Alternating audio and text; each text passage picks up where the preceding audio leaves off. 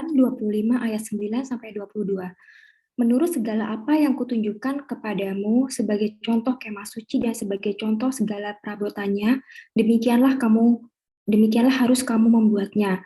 Haruslah mereka membuat tabu dari kayu penaga, 2,5 hasta panjangnya, 1,5 hasta lebarnya, dan 1,5 hasta tingginya.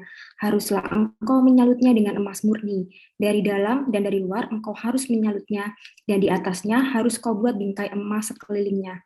Haruslah engkau menuang 4 gelang emas untuk tabut itu, dan pasanglah gelang itu pada keempat penjurunya, yaitu 2 gelang pada rusuknya yang satu, dan 2 gelang pada rusuknya yang kedua. Engkau harus membuat kayu pengusung dari kayu penaga, dan menyalutnya dengan emas. Haruslah engkau memasukkan kayu pengusung itu ke dalam gelang yang ada pada rusuk tabut itu, supaya dengan itu tabut dapat diangkut. Kayu pengusung itu haruslah tetap tinggal di dalam gelang itu, tidak boleh dicabut dari dalamnya. Dalam tabut itu haruslah kau taruh loh hukum yang akan kuberikan kepadamu.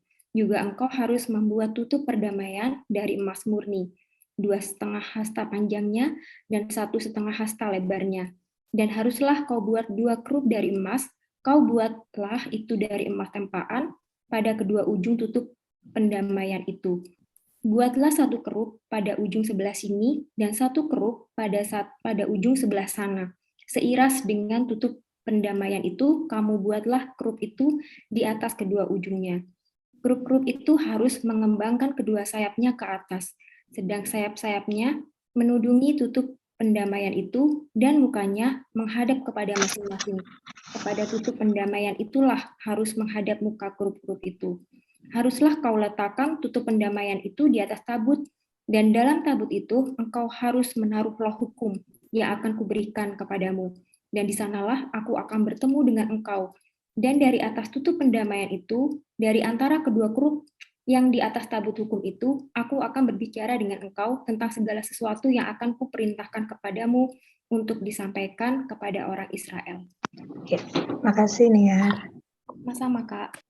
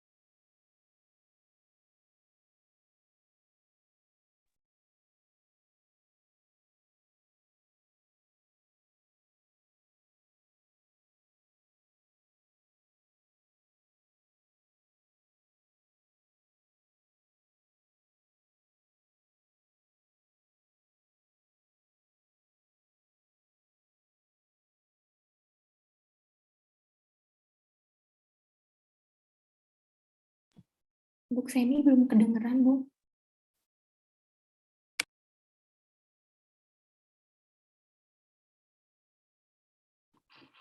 Tes.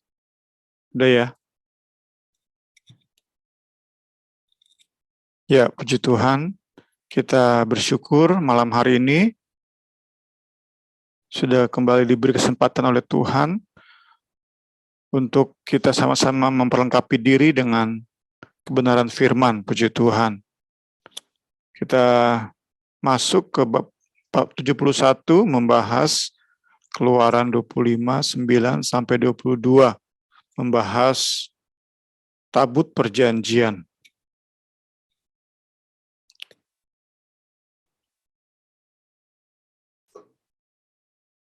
Kemah suci itu melingkupi cetak biru atau blueprint, strukturnya, kemudian desainnya, dan speknya ya, spesifikasinya. Ini semua diturunkan Allah Israel dari surga kepada Musa secara detail. kemungkinan diturunkan, kemudian dibuat replika ukuran sebenarnya. Ini penafsiran buku ini ya.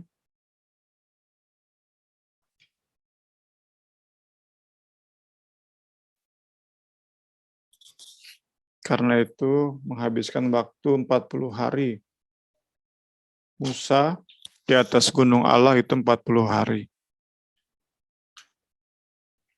Karena itu ada penafsir yang membandingkan, jika Allah menciptakan dunia hanya dalam 6 hari, maka ia memberikan blueprint kemah suci itu selama 40 hari.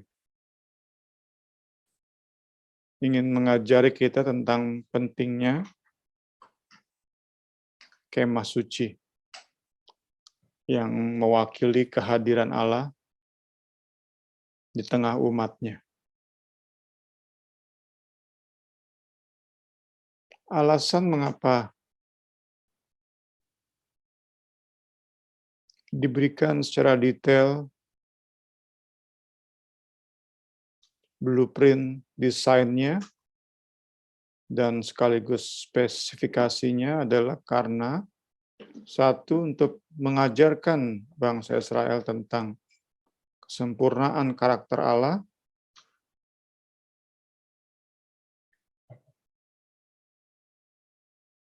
Kedua, tentang ketatnya syarat untuk menjalin hubungan dengan Allah Maha Kudus, Allah Maha Sempurna.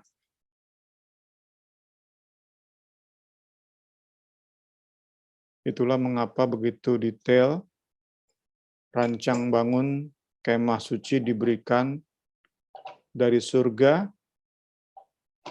kepada Musa untuk didirikan.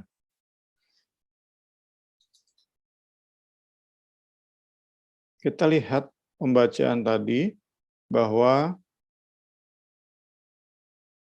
yang lebih dahulu dibahas adalah tabut perjanjian.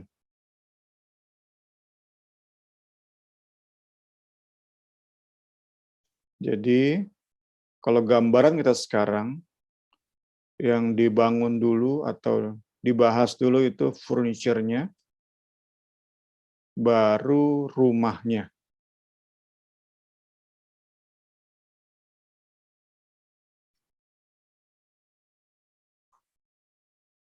Baru nanti tabernakelnya ya.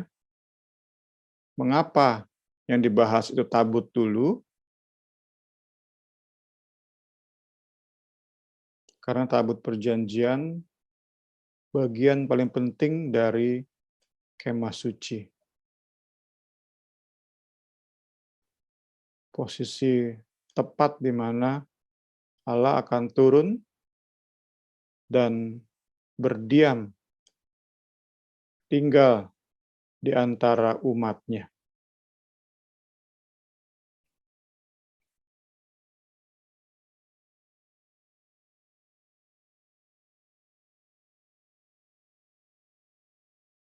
Ya, ini alasan mengapa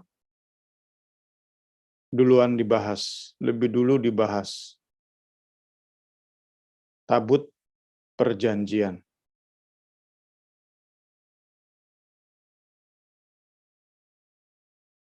Peti berarti ya. Tabut, peti, itu gambarannya. Saya akan lewatkan detail-detail karena bisa cari di internet ya. Gampang sekali kita mencari gambar, kemudian detail. Itu mudah sekali, banyak sekali di Google ya. Tinggal pakai bahasa Inggris atau bahasa Indonesia juga banyak juga tabut perjanjian. Nah, banyak sekali. Itu saya akan lewatkan tentang hal-hal itu.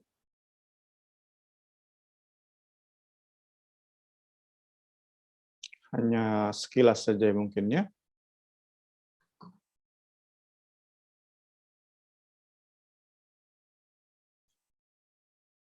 Nanti kita ketahui bahwa semua furniture kemah suci itu memiliki kayu pengusung. Jadi tadi disebutkan pada pembacaan, di setiap ujung dari square, dari persegi, dari kotak, dari peti itu, di setiap ujung-ujungnya ada dipasang gelang, 4 gelang, karena setiap ujung, 4 ujung, dengan demikian ada 4 gelang. Nah, tentu gelang fungsinya adalah untuk mengangkat furniture saat bangsa Israel berpindah-pindah tempat.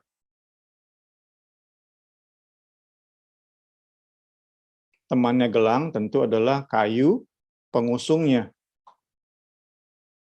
Yang berbeda dari tabut perjanjian jika dibandingkan dengan furniture lain adalah bahwa kayu pengusung tabut perjanjian itu tetap dipasang di tabut perjanjian, tidak dilepas-lepas, tidak di knockdown ya, bahasa kita sekarang. Kayu pengusung tabut perjanjian tetap ada terpasang di tabut. Sedangkan furniture lain, meja roti sajian, itu nanti juga ada sama gelang dan kayu pengusungnya, tetapi kayu pengusungnya di knockdown, dipisahkan. Saat bangsa Israel akan pindah lokasi, barulah kayu itu dipasang lagi dan imam yang ditunjuk untuk membopong atau mengusung itu akan membawa kayunya ya, mungkin di bahu mereka ya.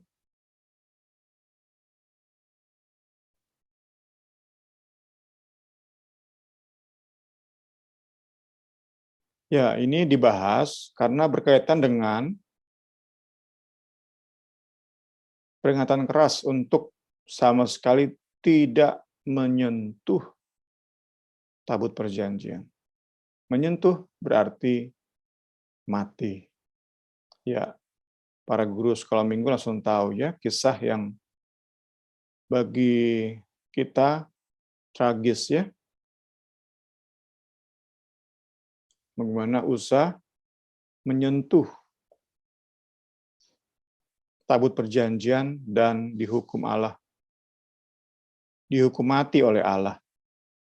Dia bermaksud baik saat tabut perjanjian tergelincir, akan jatuh, Uza memegang, kemungkinan besar tentu menahan agar tabut itu tidak jatuh. Maksudnya baik, namun Allah membunuh mati dia. Ini membuat Daud nggak bisa terima ya. Kalau kita bahas tentu nanti panjang lagi ya. Tapi yang kita dapat pelajari di sini adalah bahwa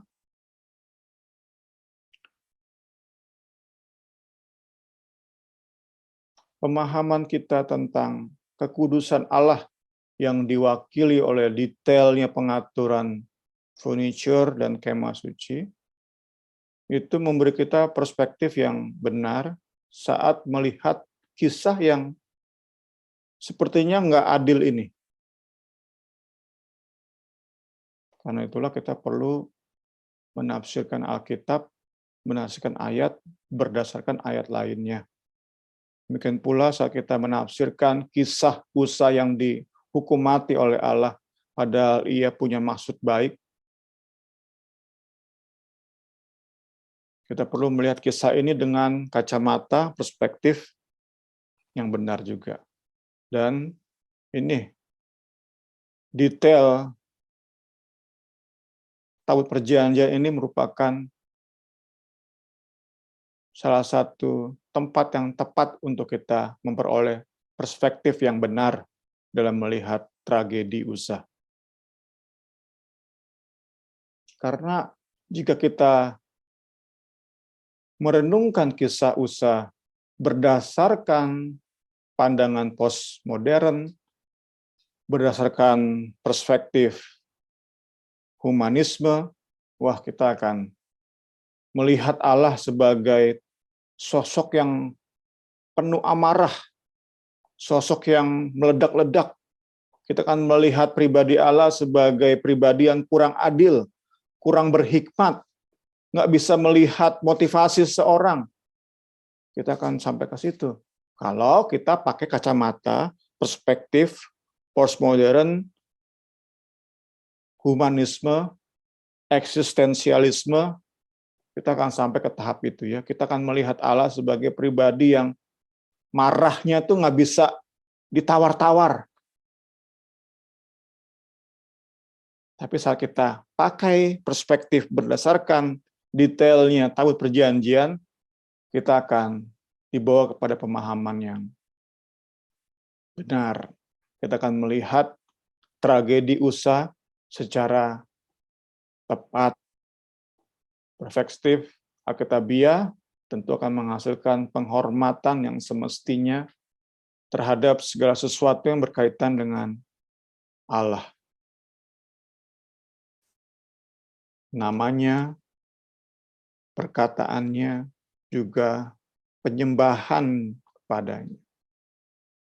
Kita nggak boleh berlaku asal-asalan.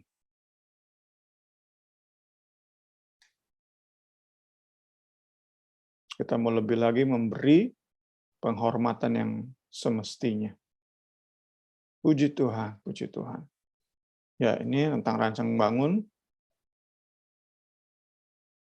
dari Tabut Perjanjian.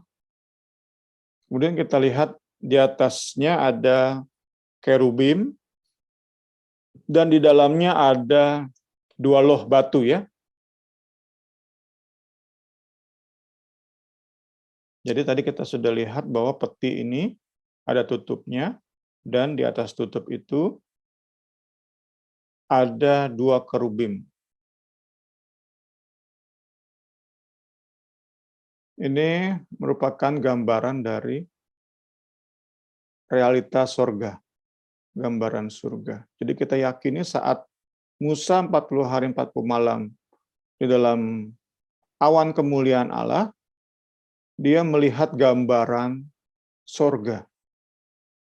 Allah Israel memberi penglihatan kepada Musa bagaimana surga itu. Nah, penampakan tutup tabut itu merupakan simbol dari realitas surga, di mana Allah dikelilingi oleh malaikat-malaikatnya. Ini ada 2 malaikat, kerubim. Nah, di tengah-tengah ini kosong. Kosongnya, jadi Allah Israel tidak mengizinkan bentuk apapun untuk mewakili dirinya. Nggak ada misalnya gambar orang terus bermahkota, nggak ada ya. Yang di antara 2 kerubim itu kosong, empty ya. Nanti baru Allah turun di situ dalam bentuk roh tentu ya. Atau mungkin ada cahaya kemuliaan, kita nggak tahu ya. Yang jelas, saat dibuat rancang bangun dari Tabut Perjanjian, di antara kedua kerubim itu kosong. Karena kalau kita sudah sering bahas ya, kalau di situ tempatkan misalnya orang aja atau singa sebagai binatang paling hebat, atau matahari aja di situ ditempatkan, itu akan menjadi cara untuk bangsa ini membuat patung. Kesempatan untuk buat patung. Jadi benar-benar kosong di antara 2 kerubim.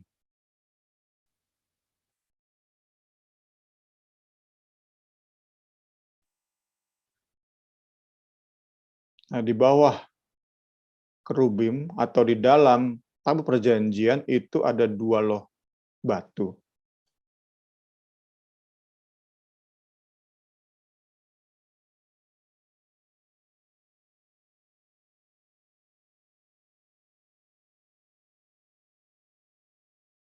Dan demikian, in effect, saat Allah turun, hadirat Allah turun di antara 2 kerubim, maka ini Allah, di bawahnya adalah 2 loh batu.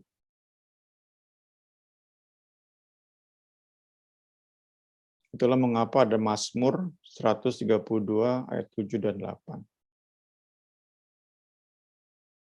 Mazmur 132, 7 dan 8 saya bacakan. Marilah kita pergi ke kediamannya, sujud menyembah pada tumpuan kakinya. Nah, ini kan tadi seperti Allah berjejak di atas tutup pendamaian.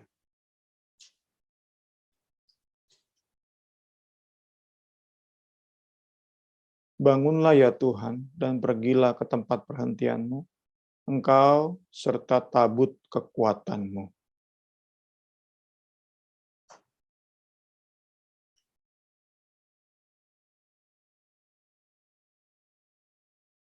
Ya, dan dengan demikian, antara 2 loh batu dan kakinya Allah itu dibatasi oleh tutup tabut perjanjian.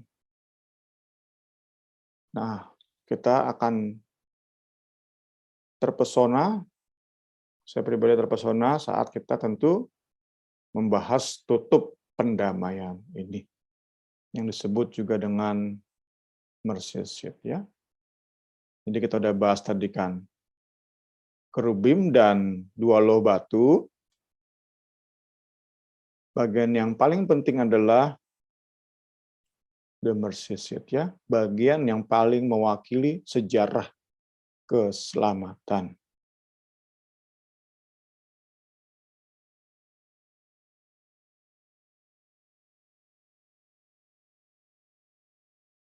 Tanpa tabut perjanjian, tanpa tutup pendamaian kita sebut sekarangnya, tadi saya selalu sebut dengan tutup tabut kan, kita sekarang sebut dengan tutup pendamaian. Sudah muncul istilah ini, ya, mercy seat, yang memisahkan antara kakinya Allah dengan 2 loh batu.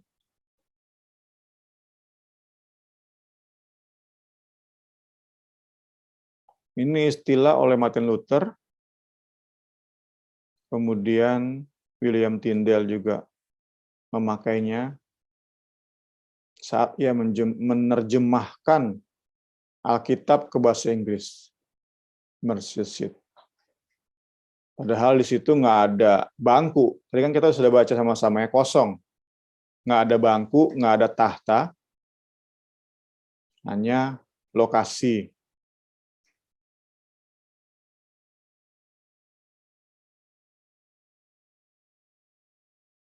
Ya, intinya adalah tutup tadi, ya, tutup pendamaian kita sebut saja, ya. Kalau mercy seat kan bahasa asing. Kita sebut saja terus dengan kata tutup pendamaian.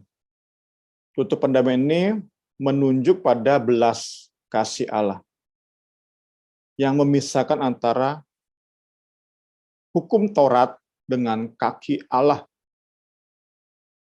Hukum Taurat ini mewakili apa?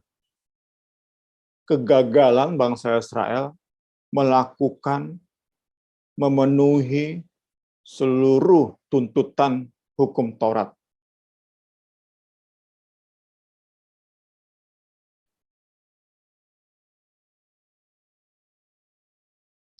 Hukum Taurat yang mewakili dosa bangsa Israel, kaki Allah yang mewakili amarahnya jika bertemu dosa, hanya bisa didamaikan oleh tutup pendamaian. Karena itulah tutup pendamaian mewakili cara Allah mendamaikan bangsa Israel dengan dirinya. Puji Tuhan, puji Tuhan. 1 tahun 1 kali, di hari raya pendamaian, di atas tutup pendamaian dipercikan darah kurban. Sekali lagi, 1 tahun 1 kali, pada hari raya pendamaian, di atas tutup pendamaian ini dipercikan darah kurban. Darah perjanjian, darah yang menutup.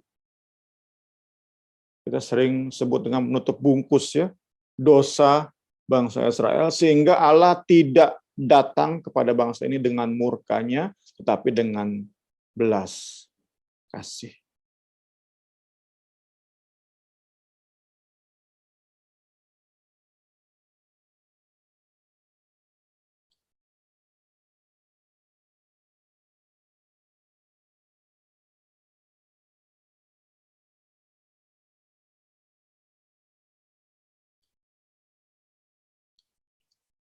Allah bisa berpaling dari murkanya, Allah bisa berdamai dengan umatnya. Itu semata-mata karena ada korban, ada darah yang dipercikan. Itu semua terjadi di tutup perjanjian, tutup pendamaian.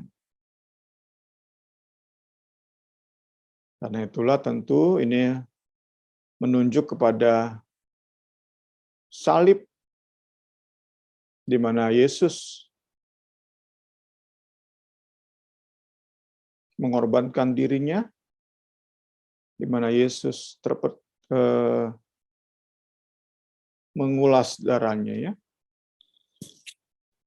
memberikan darahnya sebagai darah perjanjian, sehingga dosa kita diampuni.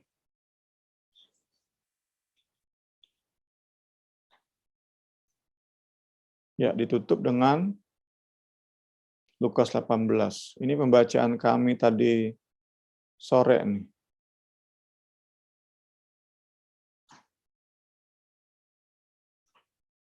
Yesus memberikan perumpamaan untuk menegur orang-orang yang merasa diri benar. Yesus membandingkan antara Farisi ya dengan pemungut cukai. Farisi datang dengan segala kebanggaannya telah melakukan ritual-ritual, sedangkan pemungut cukai berkata, Tuhan, have mercy on me.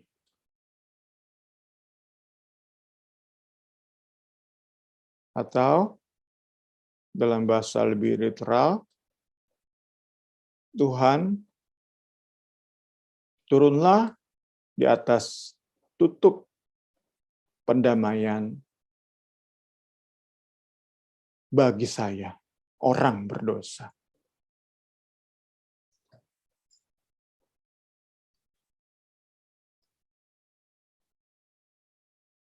Jadi saat kita baca Lukas 18, kita bisa tahu, oh ternyata seorang Farisi nggak mengerti konsep tutup pendamaian. Justru si orang berdosa, si pemungut cukai yang dimampukan untuk mengerti esensi dari tutup pendamaian. Puji Tuhan, kita diskusi dulu, Mambur ini.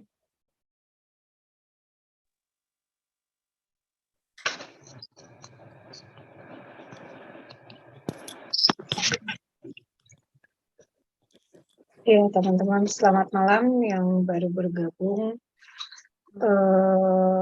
Ada tambahan atau pertanyaan? Boleh.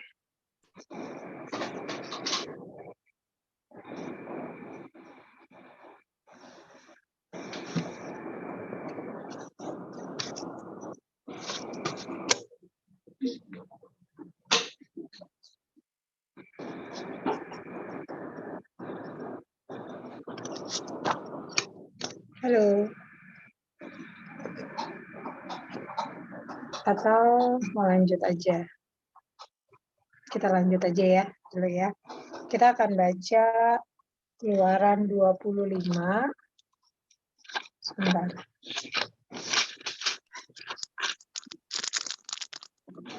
Keluaran 25 ayat 23 sampai 30. Nanti saya minta Kak Murni yang baca ya, Kak.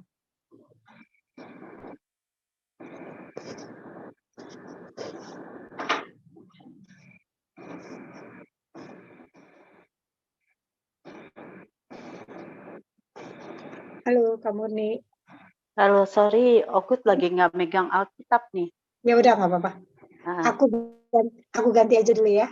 iya, oke. Oke. Ya, Kak Suci ya, Kak, boleh dibantu.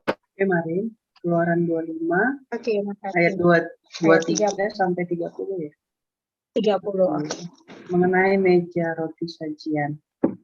Lagi haruslah engkau membuat meja dari kayu penaga, 2 hasta panjangnya, sehasta lebarnya, dan 1,5 hasta tingginya.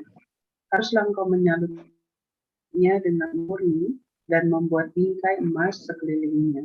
Haruslah engkau membuat sekelilingnya jalur pinggir yang setapak tangan lebarnya, dan kau buatlah bingkai emas sekeliling jalur pinggirnya itu. Haruslah engkau membuat untuk meja itu 4 gelang emas, dan kau pasanglah gelang-gelang itu di keempat penjurunya pada keempat kakinya. Gelang itu haruslah dekat ke jalur pinggirnya sebagai tempat memasukkan kayu pengusung supaya meja itu dapat diangkut. Haruslah engkau membuat kayu pengusung itu dari kayu penaga dan menyalupnya dengan emas, dan dengan itulah meja harus diangkut. Haruslah engkau membuat pinggannya, cawannya, kendinya, dan pialanya yang dipakai untuk persembahan curahan. Haruslah engkau membuat semuanya itu dari emas murni. Dan haruslah engkau tetap meletakkan roti sajian di atas meja itu di hadapanku. Oke, makasih ya, Kak. Sama.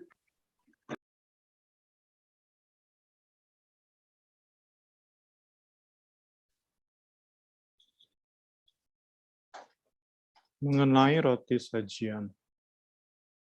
Meja roti sajian, maaf.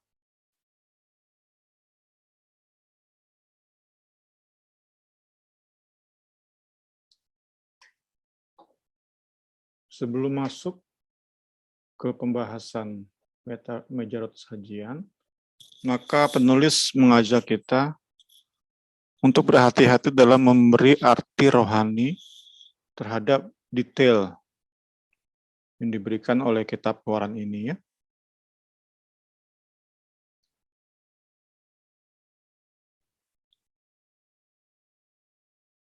Jadi kita lihat bahwa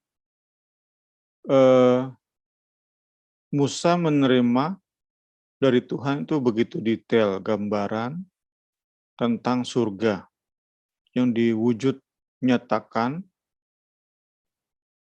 dengan kemah suci, seperti itu kan. Nah, jadi sesuatu yang bersifat rohani, yang surgawi, itu dibuat jadi sesuatu yang bersifat materi.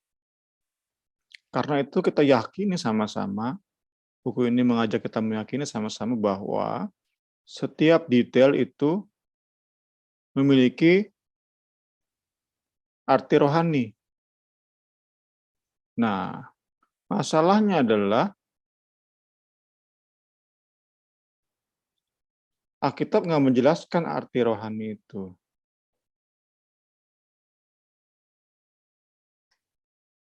Kita paham dulu sama-sama ya. Apa yang Musa ingin dirikan bersama bangsa Israel itu dari surga loh, Allah yang berikan. Yaitu bersifat rohani, itu kita yakin dulu ya. Bersifat surgawi, rohani. Karena itu pasti ada signifikansi spiritual. Nggak mungkin enggak, gitu ya. Dan yang pasti itu mengajar tentang Allah, menunjuk tentang Allah dan keselamatan dalam Yesus Kristus, itu udah pasti. Itu yang dimengerti oleh teolog segala zaman. Jadi sesuatu yang bersifat rohani, surgawi, turun ke bumi. Nah tentu yang di bumi ini kemah suci ini memiliki arti-arti rohani. Masalahnya adalah Alkitab nggak menjelaskan tuh arti-arti rohaninya. Nah ini coba diselesaikan, masalah ini coba diselesaikan oleh teolog-teolog. Itu terjadi dari zaman ke zamannya, a long history ya. Sejarah panjang itu tentang menafsirkan arti-arti spek dari kemah suci, furniture-nya, kemudian ada yang salah-salah tafsir, ada yang salah tafsir terus dibenarkan, reinterpretingnya, tentang kemah suci itu dan segala furniture-nya. Kita lihat beberapa ya, sedikit contoh penafsiran terhadap detail kemah suci. Pertama, juru tafsir Yahudi bernama Philo, yang menafsirkan bahwa struktur kemah suci itu alam semesta. 7 cabang kaki Dian itu 7 planet. 4 bahan dasar itu mewakili tanah, udara, api, dan air. Kemudian 12 batu ditutup dada pakaian imam itu 12 zodiak. Ini pertama Philo ya. Kedua, Origen menafsirkan bahwa emas itu arti rohaninya adalah iman. Perak itu pemberitaan Injil. Tembaga itu kesabaran. Nomor 3, seorang penafsir lain meyakini bahwa kain lenan putih itu kebenaran Kristus, sedangkan kulit domba merah itu penderitaan dan kematian Kristus. Terus ya, 4, Gregory Agung.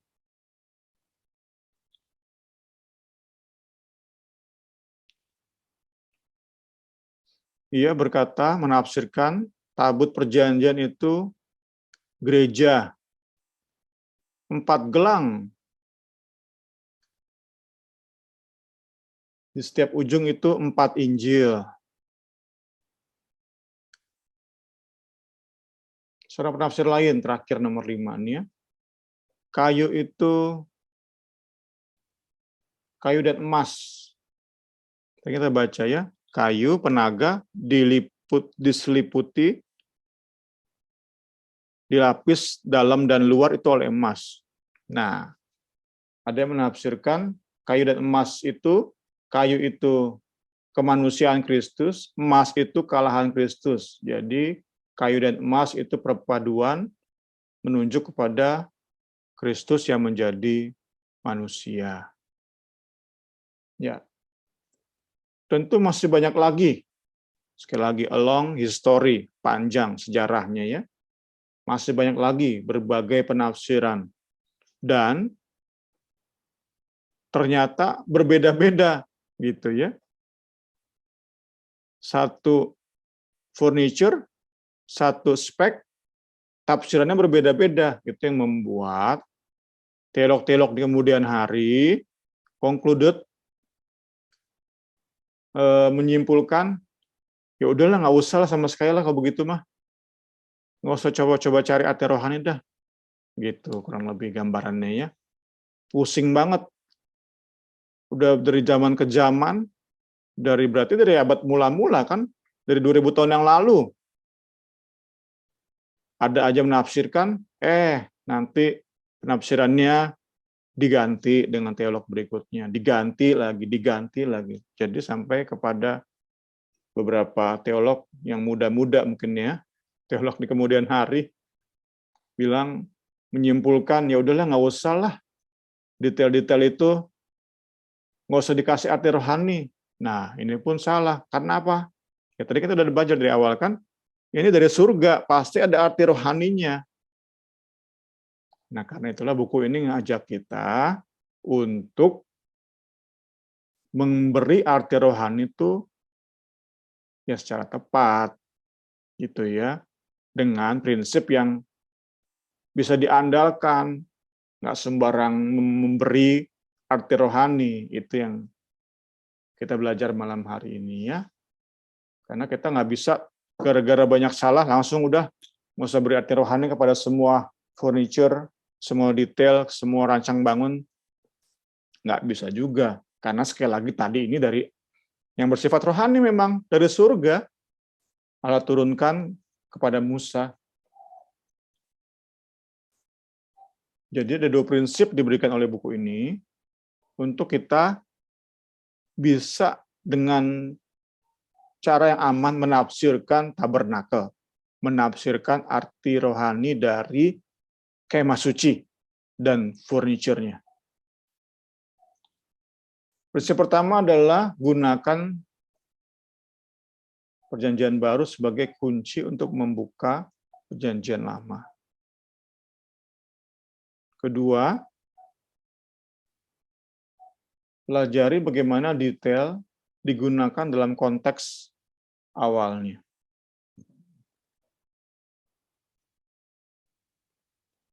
Diingatkan di sini untuk tidak memberi arti rohani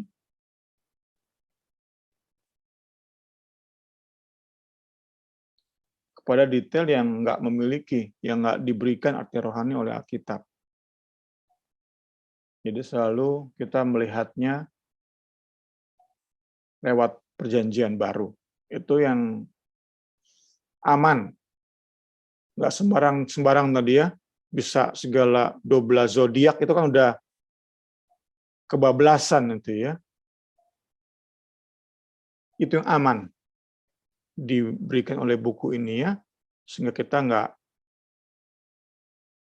dua ekstrim tadi ya, yang seenaknya aja beri arti rohani, ekstrem kedua sama sekali nggak berani beri arti rohani.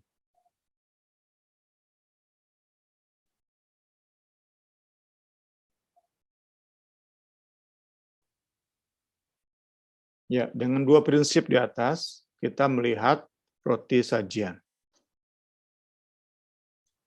The table.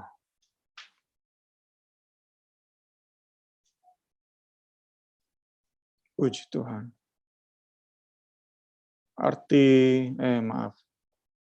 Nama lain dari meja ini, kalau dalam pembacaan kita itu hanya disebutkan sebagai the table atau this table, meja doangnya. Baru di bilangan 4 ayat 7 itu diberi nama meja roti sajian. Meja roti sajian itu di bilangan 4 ayat 7. Kemudian di Imamat 24 ayat 6 diberi nama meja berlapis emas murni. Kemudian di 2 Tawarik 13 ayat 11, meja yang tahir. Kemudian 1 Raja-Raja 7, 48, meja emas tempat menaruh roti sajian. Ini apa yang lengkap nih. Tapi kepanjangan ya. Karena itu Alkitab kita menyebut dengan meja roti sajian sesuai dengan bilangan 4 ayat 7. Ini ya tadi ya, bilangan 4 ayat 7.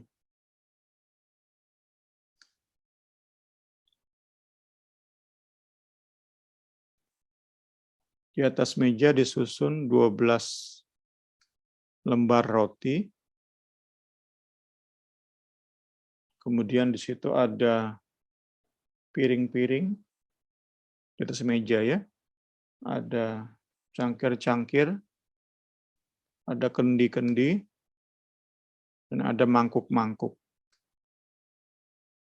Piring-piring untuk tempat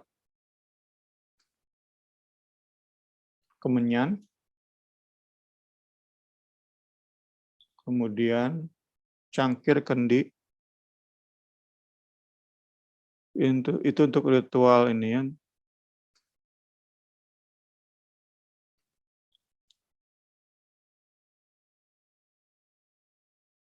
Ya, itu sekilas aja ya. Terus kita maju. Nah, buku ini jelaskan bahwa meja itu sendiri nggak gimana ya, nggak punya arti khusus, nggak punya arti rohani. Satu hal yang pasti adalah roti itu yang punya arti rohani, itu yang bersifat simbolik. Jadi sibuk memberi arti rohani kepada meja itu bahaya juga gitu ya. Sibuk fokus pada hal yang pertama nggak diberi arti rohani, itu kita akan salah fokus kan. Kedua, bisa saat coba memberi arti rohani bisa ada kemungkinan untuk sesat juga ya. Bahaya makanya. Karena itulah untuk aman, buku ini nggak memberi arti rohani kepada the table, tetapi kepada rotinya. Ya, puji Tuhan. Kita pun lihat roti sajian itu bersifat simbolik. Apa yang diwakili oleh roti sajian? Jadi bukan mejanya ya, kita udah nggak bahas lagi tentang meja. Kita bahas roti sajian. Beberapa teolog menafsirkan bahwa bangsa Israel itu mengikuti pola ritual bangsa-bangsa asing. Ya, itu pun ada di kita ya, yang namanya sesajen. Dengan pemikiran bahwa dewa-dewi itu juga makan dan minum seperti manusia. Jadi itulah mengapa selalu ada roti di hadapan Allah. Tadi kita sama-sama itu kan belajar di bab sebelumnya bahwa Allah turun di ruang maha suci, di tabut perjanjian, nah di depannya kan ada meja ini. Meja ini selalu tersedia roti, jadi sepertinya ada yang menafsirkan ini seperti sesajen dari bangsa Israel buat Allah Israel. Tentu penafsiran yang bersifat sesat ya, penyembahan berhala itu. Karena Allah yang berinisiatif menyelamatkan bangsa ini adalah Allah yang tidak pernah menjadi lapar, tidak pernah menjadi haus.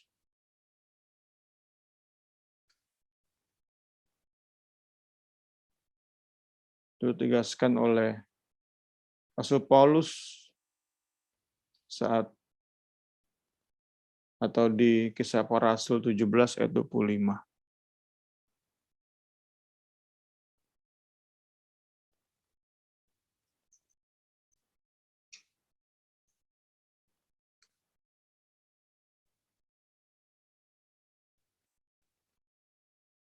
Saya bacakan dari firman Allah yang hidup. Dan tangan manusia tidak dapat melayani kebutuhannya, sebab ia tidak kekurangan suatu apapun. Dialah yang memberikan hidup serta nafas kepada segala makhluk, dan ia dapat mencukupi segala kebutuhan. Ya, karena itu kita menyadari bahwa yang terjadi justru sebaliknya. Bukan Allah yang perlu makan dan minum, kitalah yang sangat butuh Allah untuk makan dan minum. Orang-orang percaya seperti itu ya. Orang ateis yang merasa bisa mencukupi diri sendiri ya. Tapi kita orang-orang percaya, bangsa Israel berkata bahwa kami butuh Allah Israel untuk mencukupi segala kebutuhan kami. Dan roti itu merupakan perwakilan dari basic food ya, kebutuhan dasar, makanan pokok. Kita sangat butuh Allah untuk mencukupi kebutuhan dasar kita.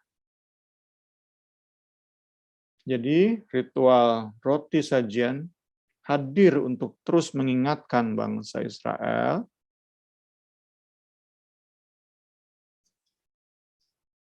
terhadap pemeliharaan Tuhan di masa lampau dan bagaimana Allah Israel akan terus memelihara bangsa ini. Puji Tuhan, puji Tuhan. Roti sajian diganti setiap hari Sabat. Jadi seminggu sekali ya.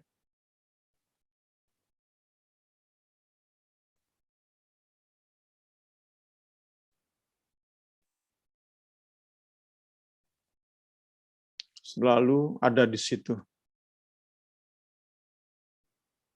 Ini menjadi pengingat akan pemeliharaan Allah yang terus mencukupi kita, Allah Jehovah Jireh, juga menjadi pengingat bahwa Ia selalu memperhatikan kebutuhan kita.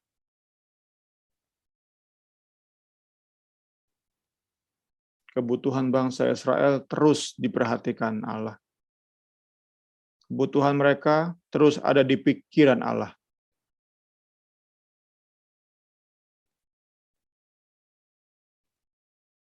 Saat kita ragu akan kemampuan Allah mencukupi kebutuhan kita bisa membawa ingatan kita kepada roti sajian.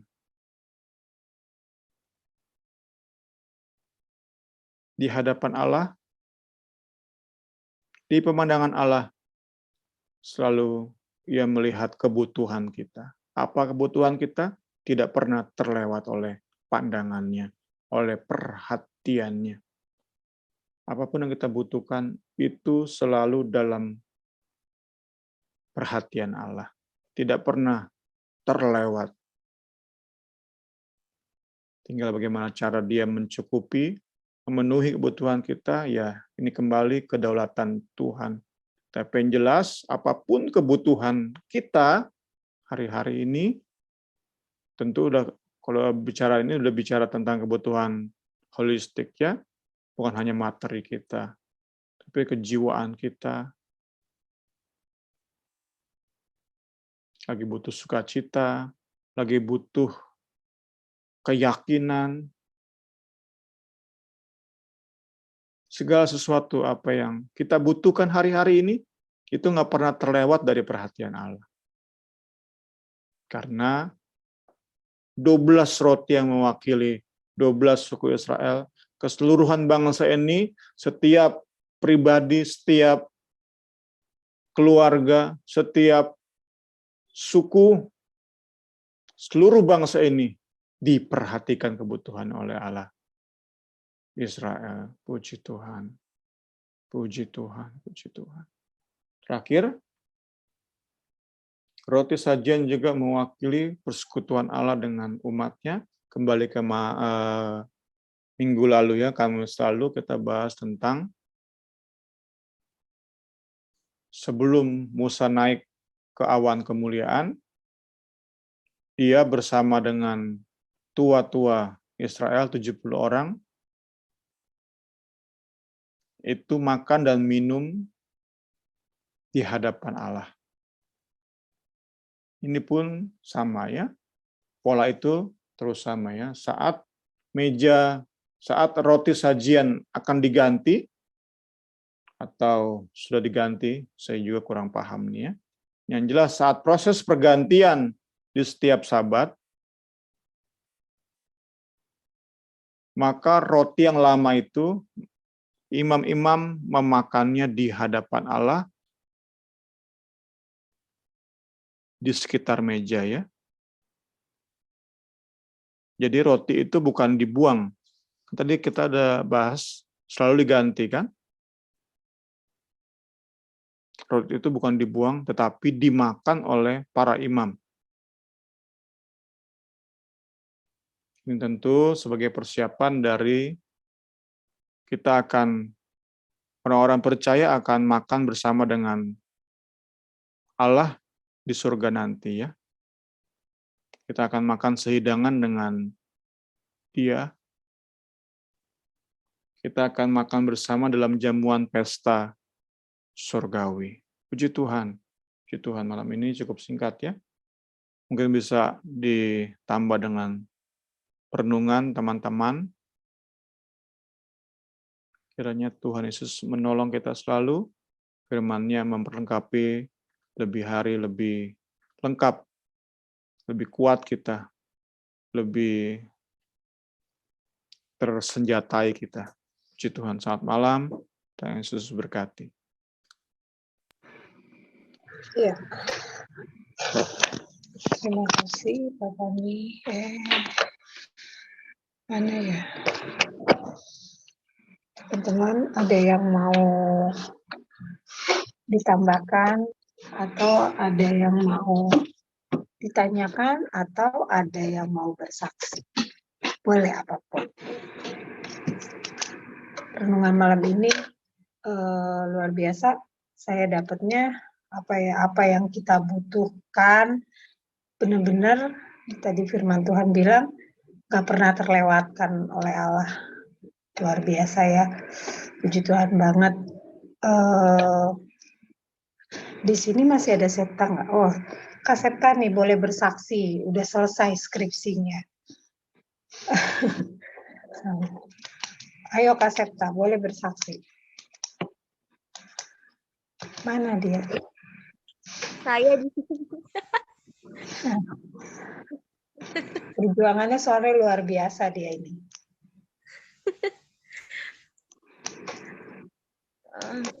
Bersaksi apa nih? Belum ada kata-kata, Mami. Nggak usah pakai kata-kata.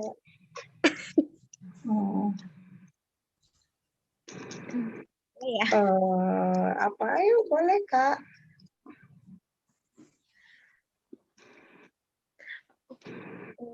Puji Tuhan ya teman-teman, hari ini skripsi Septa bisa selesai.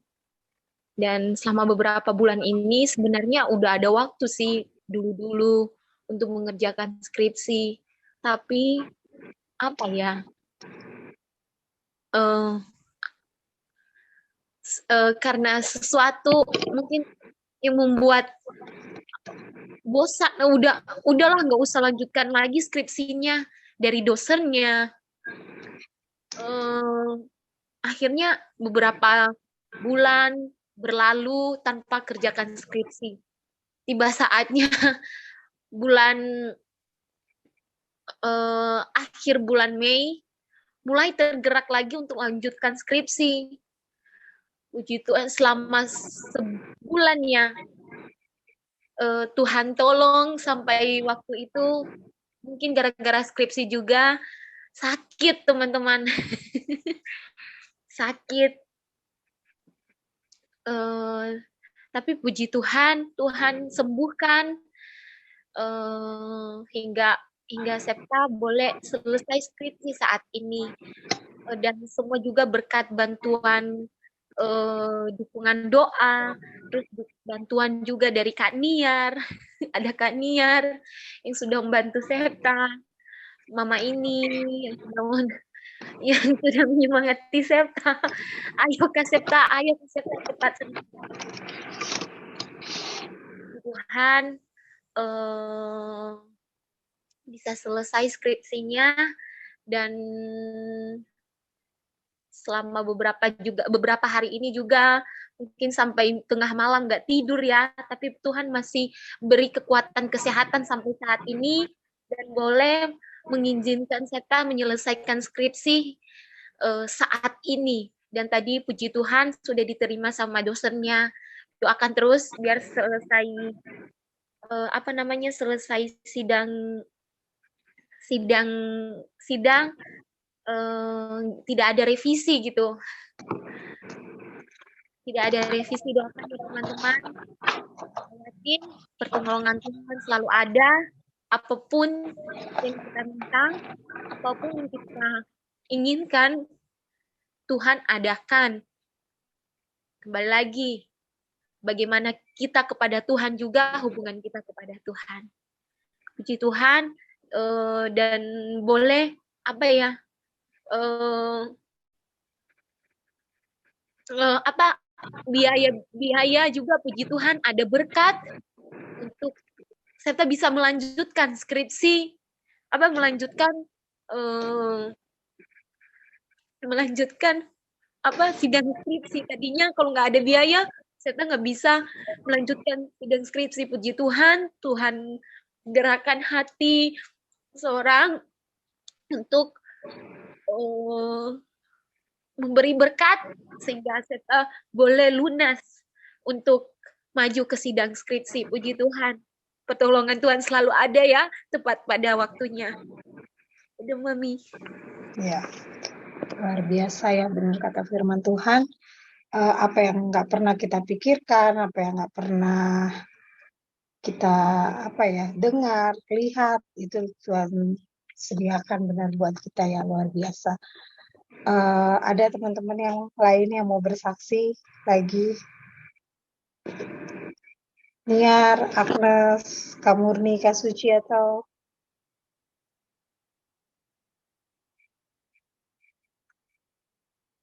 baru lewat 8 menit loh.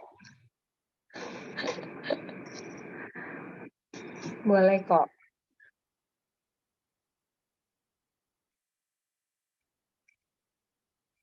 Kalau nggak ada, kita tutup ya. Karena nggak ada nih yang mau tergerak. Makasih ya teman-teman udah bergabung malam ini di Bible Study. Biar kita terus saling mendoakan satu sama lain. Biar kita terus tetap setia melayani Tuhan sesuai dengan talenta yang Tuhan percayakan buat kita.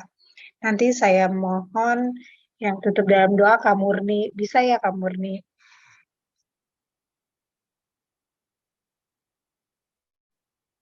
Murni nggak ada lagi nih. Halo, ya. Halo. Iya, tutup dalam doa bisa ya Kak?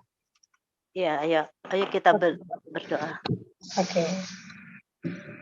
Terima kasih Tuhan Yesus, Bapa dalam surga, kami bersyukur, berterima kasih untuk segala kebaikan dan kemurahan-Mu, atas segala pertolongan-Mu bagi kami semua. Kami percaya Tuhan, Engkau tetap ada bersama dengan kami, meskipun banyak cobaan, gelombang, segala macam yang kami rasakan dan kami terima, Tuhan, yang kami alami, tapi kami percaya Tuhan tetap ada bersama dengan kami.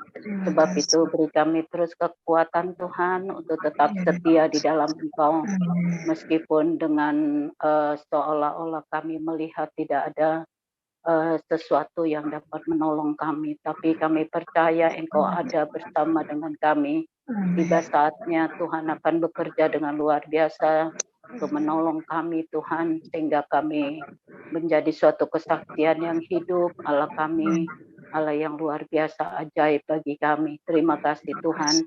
Kami percaya juga, kami bersyukur Tuhan sudah tolong Septa. Tuhanlah yang sudah menyertai dia. Apa yang Tuhan sudah kerjakan dalam hidupnya Tuhan, kami tahu Engkau sangat baik Bapa. Berkati terus Septa, tolong dia Tuhan, sehingga skripsinya boleh terus berjalan dengan baik tanpa ada revisi, dan seandainya pun ada revisi Tuhan, dia dapat menyelesaikannya dengan baik atas pertolongan dan penyertaan Tuhan atas hidupnya, sehingga Septa boleh lulus dan semua apa yang dia terima daripadamu dia pakai untuk mempermuliakan nama Tuhan. Terus berikan dia kekuatan iman yang teguh untuk terus berpengharapan sepenuhnya kepada Tuhan. Terima kasih Tuhan. Berkati kami semua, tanamkan seluruh kebenaran firman-Mu yang kami dengar pada malam ini. Biarlah firman ini terus terngiang-ngiang dalam hati pikiran kami. Sesuatu yang daripada Tuhan terus menyertai kami, memberi kami hikmat, akal budi yang daripada Tuhan, pengertian yang benar tentang firman Allah, sehingga kami tidak bingung, kami tidak ragu, kami tidak bimbang Tuhan. Tapi kami memiliki iman yang teguh untuk tetap percaya apa yang kami pelajari benar-benar daripada-Mu, dan memberikan kekuatan dan iman yang kuat di dalam hidup kami Tuhan, sehingga kami semua semakin bertumbuh di dalam pengenalan kami akan Tuhan. Terima kasih Bapa, biarlah firman ini tertanam dalam hati kami dan jadikan kami semua Tuhan menjadi pelaku-pelaku firman Allah. Bukan hanya kami mengerti dan boleh mengerti sampai detail tentang apa yang kami pelajari, tetapi bila itu terus kami lakukan dalam kehidupan sehari-hari, kami boleh menjadi saksi Tuhan yang hidup. Melalui kehidupan kami nama Tuhan dipermuliakan, meskipun banyak tantangan, rintangan, meskipun ada nilai yang harga yang harus kami bayar Tuhan untuk kami membela pekerjaan Tuhan. Tetapi biarlah Tuhan semua ini kami boleh lakukan untuk mempermuliakan nama-Mu. Terima kasih Tuhan, berkati kami semua. Siapapun kami yang mengikuti hari ini, biar berkat Allah terus melimpah atas hidup kami. Terpujilah nama-Mu Tuhan, berkati juga Semi yang sudah menyampaikan semua ini. Tuhan terus Engkau tambahkan hikmat akabudi baginya. Terima kasih Tuhan, kami akan akhiri Bible study kami malam ini hanya di dalam nama Tuhan Yesus Kristus kami sudah berdoa. Haleluya. Amin. Terima kasih ya Kak Murni.